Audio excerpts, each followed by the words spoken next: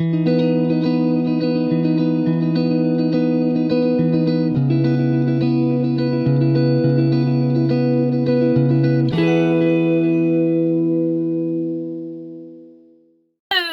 creatures of the world, and welcome back to Coffee with Kerri-Lynn. It is a cold day here in the far north of Maine. We woke up, it was -1 degree. It's 9:30 in the morning. It's 4 degrees up along the Canadian border. We're hoping to get out of the single digits, but who the heck really knows? We're on a bit of a cold stretch through Christmas in the crown of Maine. I hope everybody is having a beautiful warm day wherever you might be. I hope you're having a day filled with fabulosity and dang good coffee, because you're going to need dang good coffee. The news cycle is not stopping, and today we're going to talk about H5N1, the Boyd flu. We talked a little bit about it last week. Gavin Newsom, the governor of California, also known as Nancy Pelosi's nephew, decided to place the state of California under a state of emergency for 34 cases of Boyd flu. This week, a Louisiana man is suffering from a severe case of bird flu, and it is suspected that bird flu is coming from his backyard flock. Ladies and gentlemen, beautiful creatures of the world, we're going to talk a little bit about the bird flu. We're going to talk about the risk pool. We're going to talk about the symptoms, and we are going to talk about if we should all be panicking at this point. The answer to the panic is no.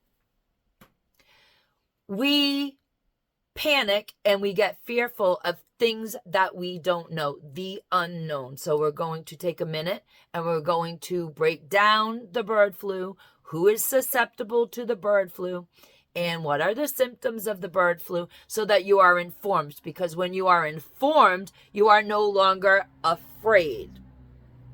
Fear is the key that everybody is capitalizing on here, ladies and gentlemen, beautiful creatures of the world. I am not diminishing this gentleman's sickness at all, just so that we are clear. However, understand the headlines coming out from legacy media. You see, last week, the Nielsen ratings came out, and legacy media, specifically CNN, had the worst ratings ever in the history of their network. So people are going to start picking up these stories, and the headlines are going to be flashy. And then when you get into the meat of the story, you find out that while the headline's sexy, the story in and of itself is the story that we're all used to during cold and flu season.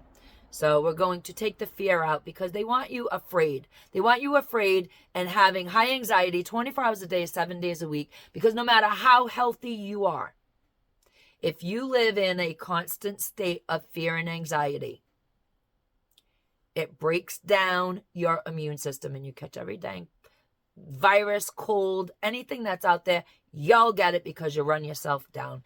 Worrying, panicking, fearing. And we all know this week's a great week, because the grandchildren and the families are all getting together, and the kids have been in school, and now they're going to be at your house, and there's going to be large gatherings, and inevitably one of the children are going to have a sore throat or a runny nose, or just start feeling a little bit punky during Christmas dinner. And if you've been ginning yourself up in the fear department, rest assured your immune system is not as robust as it should be, and you will probably end up with the same cold that the child has. So bear that in mind. We do see signs of people that are panicking all over the place because of the bird flu. So we want to dispel some of the mystery, take some of the unknown out of it, and take those sexy headlines and throw them in the bin. Ladies and gentlemen, beautiful creatures of the world, who is at risk for this strain of H5N1? Well, it's a very small pool of people. If you handle dairy cows, and if you handle poultry, and if you hunt birds, you are at risk for this strain of H5N1. For the dairy people, those of you who work on dairy farms or own dairy farms, hygiene. Wash the hands before touching the cows. Wash the hands after touching the cows. If you are handling poultry, unfortunately, H5N1 can be breathed in inside the coop, so you can take some added precautions when you are in the coop with the flock, whether it's your backyard flock or if you work on a commercial farm, their flock. Just make sure that you have precautions that you're not inhaling inside the coop. And if you are a bird hunter, once again, hygiene is everything. When you are handling your dinner after you get it, just make sure you wash your hands before and after handling the wild birds. That's about the only precautions that we have for this strain of H5N1. So if you take the mass population, you will see that there are a small population of people that actually have dairy cows, that actually have poultry, and that actually hunt for birds, wild birds. Now, from the Cleveland Clinic, we have the symptoms of this particular strain of Boyd flu. I'm saving the best for last. Don't worry about it. Symptoms, pink eye. Pink eye has been the top symptom of this strain of bird flu since the very beginning. Since the young guy in Texas got it. He got the pink eye. That's all he got. He got the pink eye. He got a little runny nose, and it was over for him. So pink eye really seems to be the deciding factor of whether you have this particular strain of bird flu. Then there's the fever, the fatigue, the cough, muscle ache, sore throat, nausea and vomiting, diarrhea, stuffy and or a runny nose, and shortness of breath. Now let's get to the important part. The patient in Louisiana with the severe case of bird flu. This gentleman is experiencing severe respiratory symptoms and is in critical condition. And let's get to where they bury the really important information on the story, because these make headlines. The gentleman is over the age of 65 and has underlying medical conditions. We must bear this in mind. And this must always be a piece of the puzzle, ladies and gentlemen. Beautiful creatures of the world. Just because you get the flu doesn't mean you have the bird flu. Just because you get pink eye doesn't mean you have bird flu either. However, when you put all your symptoms together, you may or may not have the H5N1. They do have testing for it, so you can go get tested if you feel that you should. This particular strain, and I need to stress this, of H5N1 has not been passed ever human to human. We talked about this in my last video, which I'll go link in the description box below. It is not human to human transmission. So unless you go to a farm, unless you handle their animals or breathe in their chicken coops, you go to your friend's house, they may have a backyard flock, you go in the coop, oh, look at the pretty birds, let's collect some eggs, it's the holiday.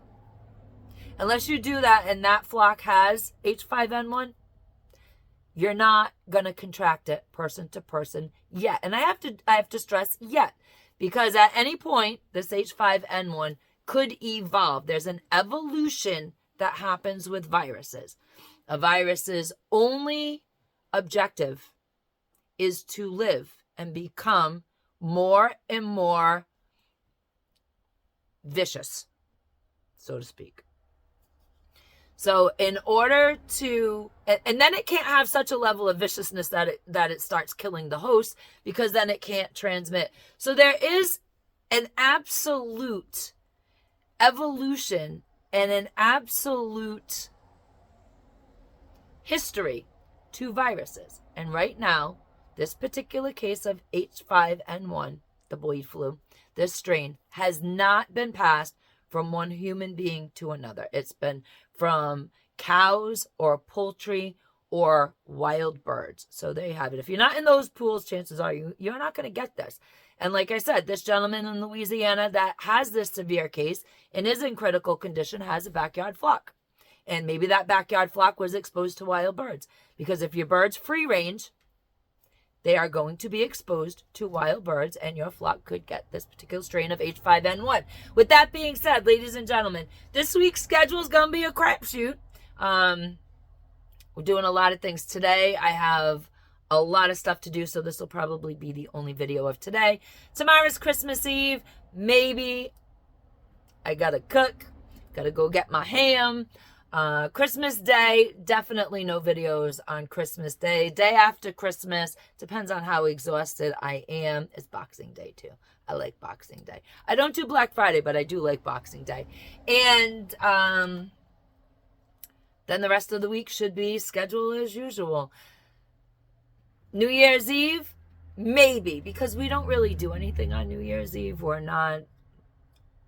teetotalers. We just don't go out and party with everybody else. We stay home.